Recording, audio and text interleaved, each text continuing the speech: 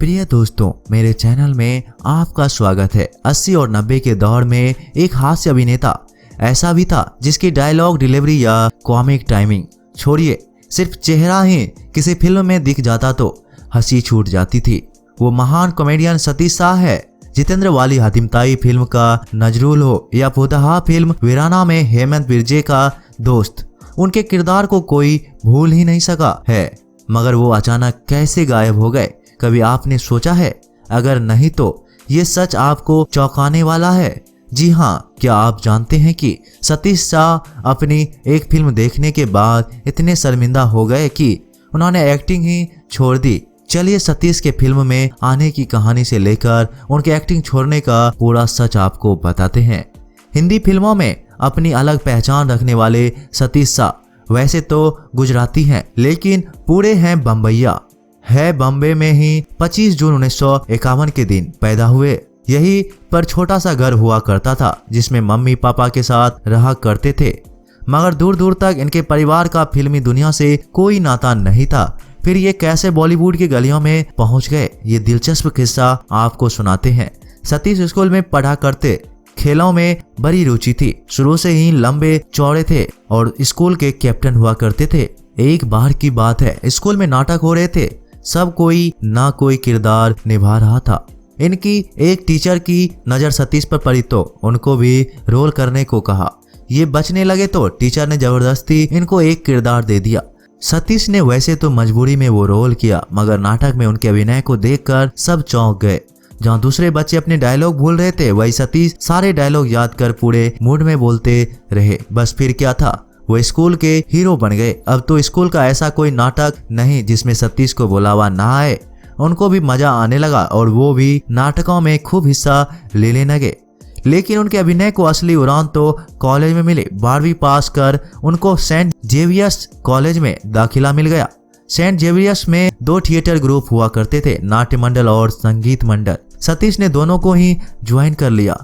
यहीं पर वो खूब अभिनय किया करते, लेकिन इनको पता ही नहीं था कि वहाँ सीनियर सवाना आजमी की नजर इनके अभिनय पर पड़ा था। बाद में सवाना ने इनसे मुलाकात की। सवाना का आखिरी साल था और वो पुणे में फिल्म एंड टेलीविजन इंस्टीट्यूट में एडमिशन लेने जा रही थी। एक दिन वो सतीश के पास आई और बोली, तुम भी चलो, साथ दाखिला लेते हैं। मगर सतीश अभी कॉलेज लाइफ जीना चाहते थे तो उन्होंने मना कर दिया। हालांकि कॉलेज के आखिरी साल उन्होंने भी फिल्म इंस्टीट्यूट जाने का फैसला कर लिया। किस्मत अच्छी थी, उनको भी FTII में एडमिशन मिल गया। अब तो सतीश शाह ने वहाँ इतनी मेहनत से अदाकारी सीखी कि वो हर बार सबको पछाड़ कर अव्वल आने लगे। वहाँ अदाकारी सिखाने वाले रोशन तनेजा तक ने अपनी आत्मकथा में उनकी जिक्र किया है कि सतीश ने पूरी पढ़ाई के दौरान एक भी क्लास मिस नहीं की थी। मगर कहते हैं ना कि अपने हिस्से का संघर्ष तो सबको करना ही होता है। सतीश को भी करना पड़ा। उनको कामयाबी थाली में सजी हुई नहीं मिली। 1976 की बात है। FTII से पढ़ाई पूरी करने के लिए तो अब शुरू हुआ काम मांगने का दौर। बस हाथ में black and white photo album और डायरेक्टर प्रोड्यूसर के ऑफिसरों के चक्कर। उनका चेहरा मोहरा भी ऐसा नहीं था कि देखते ही काम मिल जाता। बस कभी कभार ऐसे रोल मिल जाते थे कि आंख झपकी और किरदार गायब। 1978 में अरविंद देसाई की अजीब दास्तान, 1980 में अल्बर्ट पिंटो को गुस्सा क्यों आता है, या उमराव जान ने दरोगा दिलावर का रोल, सब ऐसे ही किरदार मिले और वो सालों तक अपनी पहचान बनाने को तरसते रहे। लेकिन वक्त बदलता है। सतीश शाह का भी बदला साल 1981 की बात है। मशहूर डायरेक्टर कुंदा शाह एक फिल्म बनाने जा रहे थे। उन्होंने सारे प्रतिभावान और संघर्षरत अभिनेताओं को साथ लिया, जैसे नसरुद्दीन शाह, रवि वासवानी, पंकज कपूर, ओम पुरी, अनूप खेर और सतीश कौशिक। वैसे अनूप का रोल एक्टिंग में कट गया था, इसीलिए वो फिल्म में नजर नहीं आए थे। खैर, कुंदन शाह को एक घूसखोर सरकारी अधिकारी के रोल में कोई चाहिए था। सतीश को देखते ही उन्होंने यह रोल उनको ही दे दिया। साल 1983 में फिल्म आई जाने भी दो यारों। 7-8 लाख के बजट में बनी इस फिल्म के लिए भले ही सतीश को सिर्फ 5000 फीस मिली, लेकिन पहली बार उनको एक दमदार रोल मिला जिसने उनकी पहचान बना दी। नगर निगम के घूसखोर कमिश्नर का रोल उन्होंने ऐसा निभाया कि लोग तारीफ करते रह गए।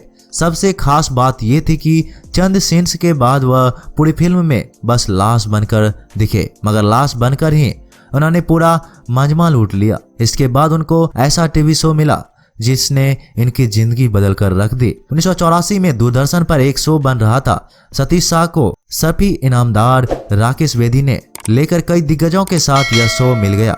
नाम था ये जो है जिंदगी। हर एपिसोड में उनका किरदार बदलता रहता। इस सीरियल में सतीश ने ऐसी अदाकारी दिखाई कि 80 के दौर में वो घर घर में पहचाने जाने लगे। यहीं से उनका करियर उड़ान पे आ गया। फिर दौर आया रामसेन प्रदर्शन का। इस भाइयों की नजर सतीश के हुनर पर पड़ी तो उनको पहली भूता फिल्म मिल गई, पुराना मंदिर।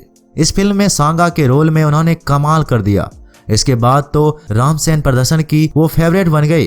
वो कोई भी हॉरर फिल्म बनाए, सतीश शाह का छोटा बड़ा कॉमेडियन रोल पहले से ही तय हो जाया करता था।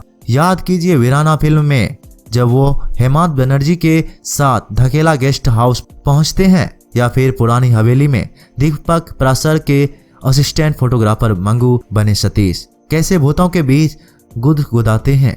वही 1990 में आई हातिम ताई फिल्म में जितेंद्र के साथ 7 सवालों के जवाब तलाशने निकले नजरुल की भूमिका तो उस दौर के बच्चे आज तक नहीं भूले होंगे।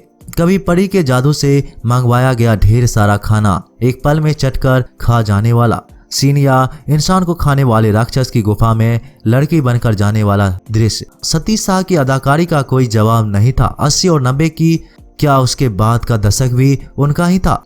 साल 2004 में मैं हूं ना फिल्म में उनका प्रोफेसर देसाई वाला रोल भला कौन भूल सकता है। वैसे क्या आपको पता है, बोलते समय थूकने वाला ये रोल वो नहीं करना चाहते थे। वो तो प्रिंसिपल वाले किरदार को चाहते थे जो बोमन ईरानी ने किया, मगर शाहरुख खान ने जब कहा कि ये रोल आपके अलावा कोई नहीं कर सकता, तब जाकर वह मान गए थे।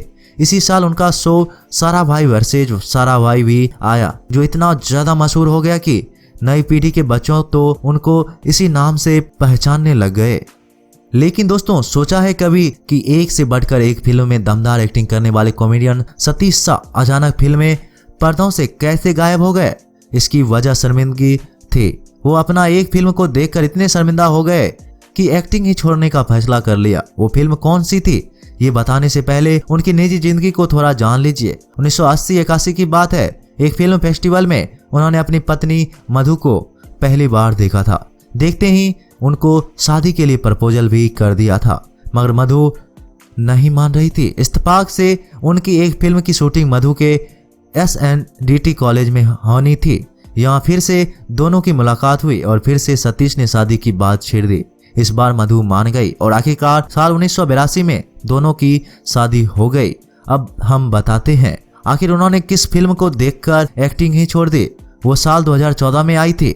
नाम था हमशक्ल। इस फिल्म में उनको एक वार्डन का किरदार मिला था जिसका नाम YM राज होता है, जो खुद को यमराज कहता है।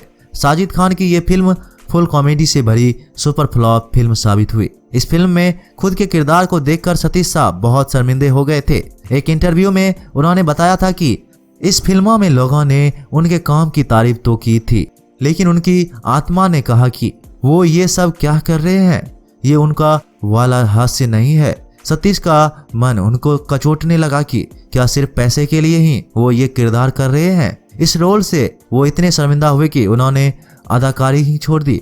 साल 2014 के बाद वह शायद ही कभी किसी फिल्म में नजर आए। उनको बहुत ऑफर आए, मगर उन्होंने सबको मना कर दिया। इसी के बाद से फिल्मी पर्दों पर ये मशहूर कॉमेडियन गुमनाम हो गए। इन दिनों सतीश अपने परिवार के साथ मुंबई में ही रहते हैं और फिल्मों से दूर अपनी जिंदगी जी रहे हैं। भले ही वो फिल्मों में ना दिखते हो, लेकिन उनके चाहने वालों के दिलों में याद बनकर बसा करते हैं। दोस्तों, आपको सतीश शाह कैसे लगते थे? उनका कोई किरदार या फिल्म आपको याद है? अगर हाँ तो हमें कमेंट में जरूर बताइए। मिलते हैं एक नई वीडियो के साथ, तब तक के लिए ख्याल रखिएगा।